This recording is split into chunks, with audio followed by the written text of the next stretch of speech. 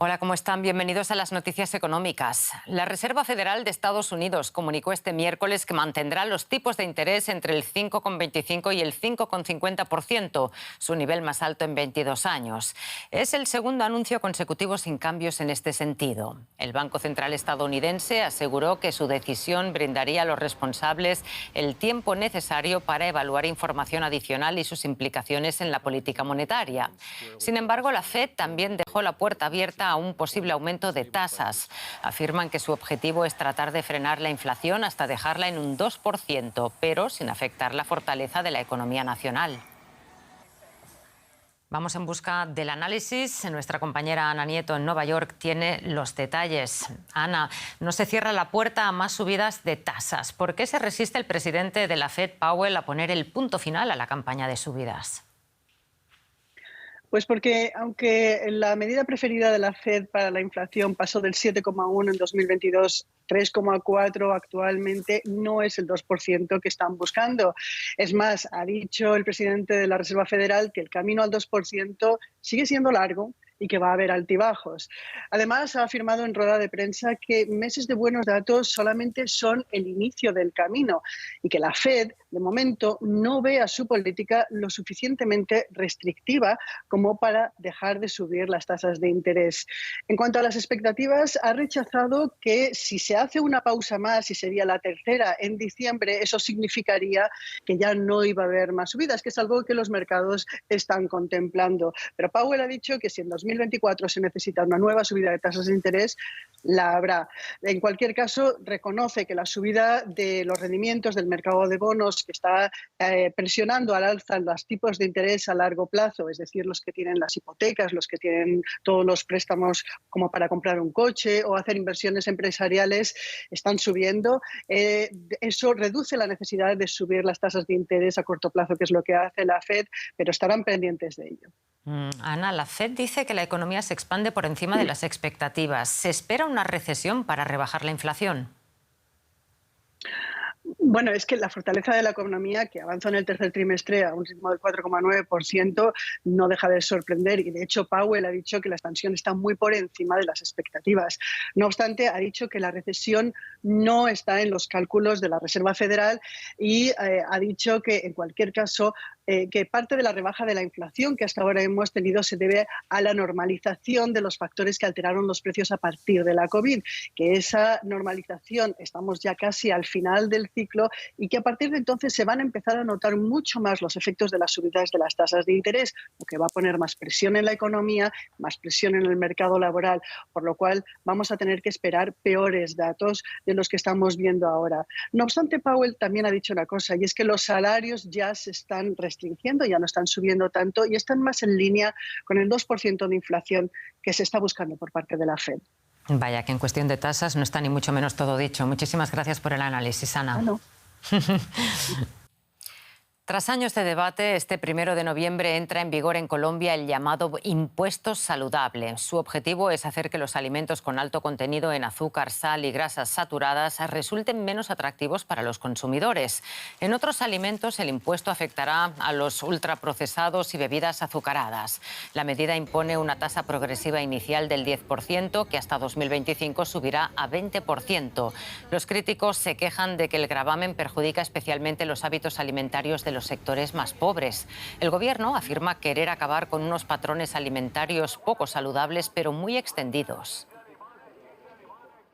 Algunos expertos califican el impuesto saludable de revolucionario y ambicioso. Vamos a ver qué hay de cierto en ello. Alejandra Correa en Bogotá. ¿Quién lidera esta iniciativa de ponerle impuestos a las bebidas y a los alimentos ultraprocesados? ¿Se trata de una iniciativa gubernamental? ¿De dónde surge y por qué? Hola Rosa, es una iniciativa de la Organización Mundial de la Salud, del Banco Mundial, de UNICEF y de la OCDE, que venían impulsando internamente los sectores de la sociedad civil en Colombia como Red Papás o la Alianza por la Niñez, preocupados en realidad, Rosa, por los índices de malnutrición y obesidad infantil, 1 de cada 4 niños sufre sobrepeso en Colombia. Más de la mitad de la población adulta colombiana, Rosa, tiene exceso de peso. Por eso urgía un impuesto que desincentivara el consumo de alimentos ultraprocesados y azucarados, que no aportan nutrición y por el contrario afectan la salud, volviendo a las personas propensas, por ejemplo, a sufrir diabetes, obesidad, problemas cardiovasculares, entre otras afecciones a la salud. Tras 7 años de insistencia, logran en este gobierno de Gustavo Petro lo impopular: subirle a esos ultraprocesados, a las gaseosas, a las golosinas, que no aportan, como lo decimos, a la salud de los colombianos. Un tema, sin embargo, Rosa, que estaba en la agenda de campaña, hay que decirlo, del hoy presidente Gustavo Petro cuando era candidato. La Corte Constitucional fue decisiva en este logro que comienza a regir a partir de hoy. Una medida, en principio, positiva, Alejandra. ¿Por qué se dice que va a impactar a los sectores más pobres? ¿No viene acaso esta iniciativa acompañada de una concienciación sobre una alimentación más saludable? Rosa, es una muy buena pregunta. Los que están en contra dicen que impacta a los sectores más pobres, pero Alianza por la Niñez nos dijo previo a esta conexión que es una falsa preocupación de esos sectores políticos. En realidad, si fuera así, incentivaban más bien el consumo, por ejemplo, de agua, de frutas y verduras. En Colombia se desperdicia el 34%, Rosa, de los alimentos disponibles para el consumo. Entonces, la realidad es que varias industrias de estos sectores azucarados, como las gaseosas, financian campañas políticas. Por ejemplo, muchas de ellas financiadas por el magnate de las gaseosas, Carlos Ardila Lule, fallecido en el año 2021, con una fortuna en ese entonces de $2.000 millones. Entonces, en realidad, la oposición a este gravamen responde a un lobby político de estas industrias millonarias que tienen una influencia muy importante.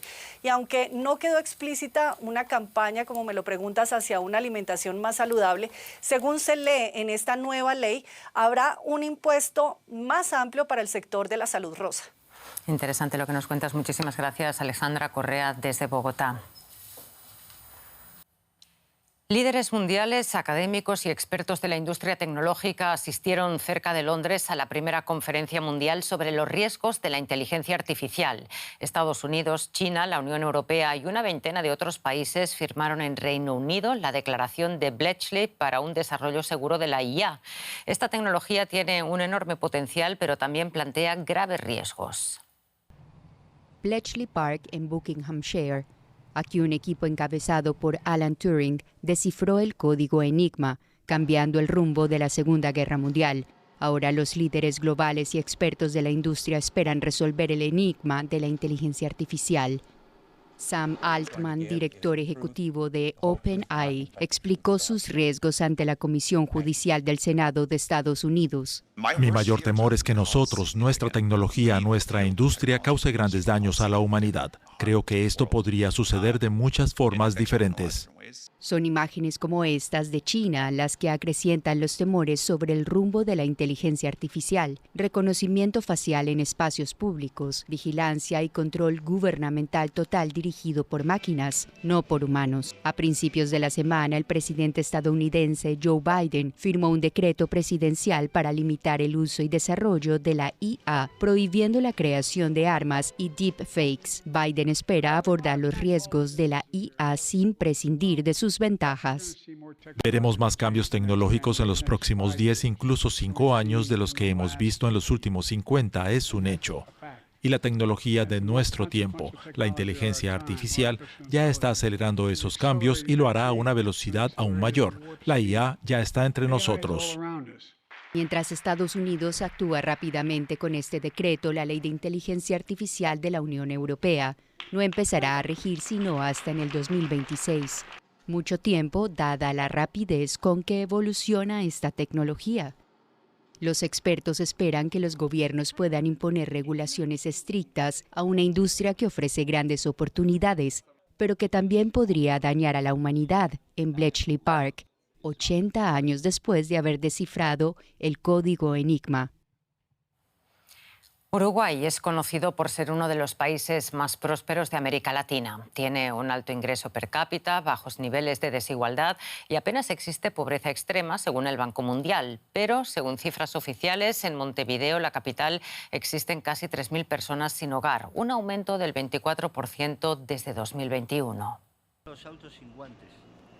Vivir en la calle no ha sido fácil para Alejandro. Se quedó sin techo debido a su adicción. Como él, el 90% de las personas en situación de calle en Montevideo son hombres uruguayos de 39 años de edad promedio y consumen pasta base o alcohol. Para sobrevivir, Alejandro lava coches, vidrios, barre aceras y a veces pide dinero. Pero hay veces que no me dan los números y hago gastos indebidos, como por ejemplo en pasta base, y me gasto el dinero, no me aguanto mis emociones tóxicas y me gasto el dinero y me quedo en la calle. Pablo Perdomo fue apuñalado cuidando coches. Entonces es complicada la calle, me decía. El pintor y vidriero engrosa la creciente población sin techo. Voy a un centro diurno, voy a una plaza, vago, vagancia total, nunca pensé estar así. Uruguay, considerado ejemplar en América Latina por ser uno de los países más prósperos, con un alto ingreso per cápita, enfrenta una crisis de personas sin hogar, con un aumento de un 48% respecto a 2021, según cifras oficiales.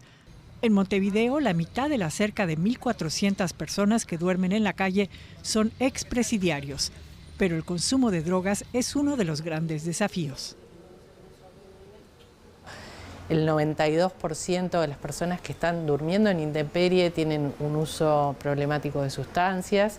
La pasta base es la principal sustancia consumida. Se ve videos de lo que está haciendo el fentanilo en Estados Unidos. Ojalá no llegue nunca a Uruguay. Lo que es en San Pablo, Cracolandia, que la verdad que es una locura.